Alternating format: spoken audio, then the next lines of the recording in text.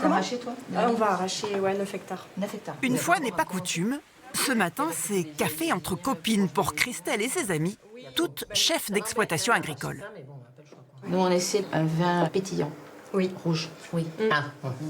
Il faut multiplier les références avec des choses différentes pour conquérir des nouveaux marchés, en fait, c'est ça. C'est ça. Puis ce qui fonctionne, c'est les bulles.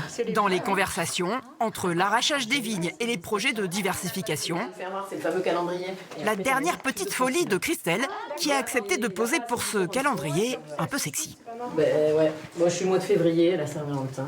La seule qui est célibataire d'être dans le calendrier. Une initiative qui fait débat. Est-ce que la femme a besoin d'être sexy pour être montrée dans l'agriculture? Éventuellement, il pourrait y avoir ce débat. Et ça fait parler. C'est plus ça. Et puis de sortir de ce cliché, elles sont forcément dégueulasses, elles prennent pas soin d'elles. C'est le côté positif. Merci. Bonne journée. Merci encore. Trêve de badinage. Les vaches attendent leurs céréales. Ça, c'est la première tâche du matin. 5 kilos de farine le matin et 5 kilos de farine le soir. Tous les jours, sauf le dimanche soir où on s'accorde de ne pas le faire. Allez les filles, venez là. Christelle est à la tête d'une exploitation de 18 hectares de vignes et de 160 blondes d'Aquitaine en bio en Dordogne, élevées pour la viande et la reproduction.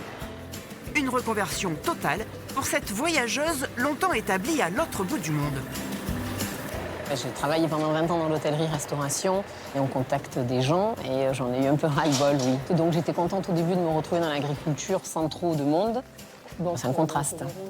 J'en avais besoin. Quand elle décide de succéder à son père en 2016, elle n'y connaît absolument rien au travail de la ferme. Allez, louloute. Elle apprend avec son oncle et associé un métier pas des plus faciles. Là, on est en train de les trier. Ah, attends. Pour mettre une petite velle de côté pour la sevrer, pour qu'elle devienne maman plus tard. C'est bien. Je leur parle pour les calmer. Allez, c'est bien, ma belle. Allez, on y va, on y va, on y va, on y va. Isoler un animal, c'est jamais simple. Ils ont l'habitude d'être à plusieurs, donc quand ils se retrouvent tout seuls, ils s'affolent. Il faut être vigilant et réactif. Il faut vraiment être réactif pour les attraper au bon moment, quoi, en fait. Au début, je n'étais pas à l'aise, hein, mais bon, maintenant, ça va, j'ai l'habitude. Vous imaginiez faire ça avant? Non, pas du tout. Pas du tout, pas du tout. Mais bon, c'est ça qui fait... Moi, j'aime ça, les challenges.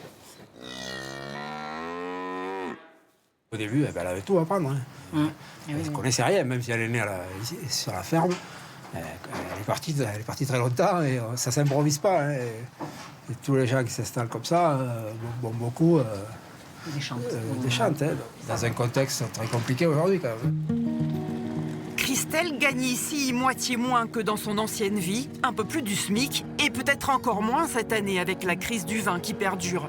Mais la patronne garde espoir et réfléchit à une troisième production, au calme, durant les longues heures passées dans ses vignes, où sa mère l'accompagne parfois, elle qui a fait le job pendant 40 ans, à une époque où les femmes étaient comme invisibles. J'étais rien, quoi. J'aidais, mais c'est tout, quoi. J'avais pas de statut. On était, femme d'agriculteur, c'est tout, point barre, quoi. Sans être déclarée, quoi. Ouais. C'est pour ça qu'aujourd'hui, beaucoup de femmes d'agriculteurs, elles ont des très petites retraites parce qu'elles n'ont jamais été déclarées, quoi. Ouais, heureusement, ça a bien évolué. C'est pas ça que ça part vers le bas, tu trouves? Aujourd'hui, les femmes représentent 30% des nouvelles installations en tant que chef d'exploitation. La moitié sont en reconversion professionnelle, comme Christelle. Elle nous a amenés au bord de l'océan, où elle se réfugie parfois pour notre petit entretien.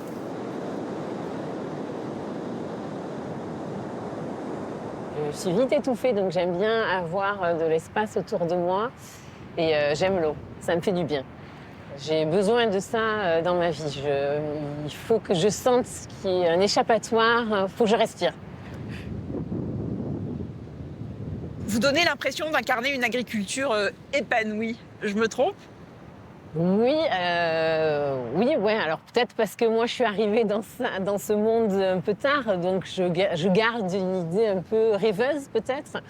Mais après l'agriculture, c'est censé être aussi un peu ça, être épanoui avec ce qu'on fait, avec la nature, avec le vivant.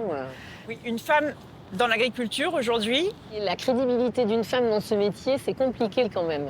Donc de me faire entendre, ça a été compliqué. Ouais. Au sein de mon exploitation et au sein de ce monde agricole. Je ne me sentais pas à ma place aussi pour travailler à ma façon. Donc j'ai beaucoup pris sur moi. On dit que les femmes pourraient permettre de prendre la relève alors que 200 000 agriculteurs vont partir à la retraite d'ici 5 ans. Quels conseils vous leur donneriez? Peut-être pas s'installer toute seule. Parce que là, oui, on peut vite y laisser sa peau, je pense. Pas trop réfléchir quand même, sinon on le fait pas, quoi. Il faut quand même un peu d'audace et d'inconscience, peut-être, pour s'installer aussi, je pense. Christelle, cela fait juste 9 ans qu'elle s'est engagée dans le monde paysan. Elle avoue qu'elle n'y restera peut-être pas toute sa vie. L'envie d'ailleurs est toujours là.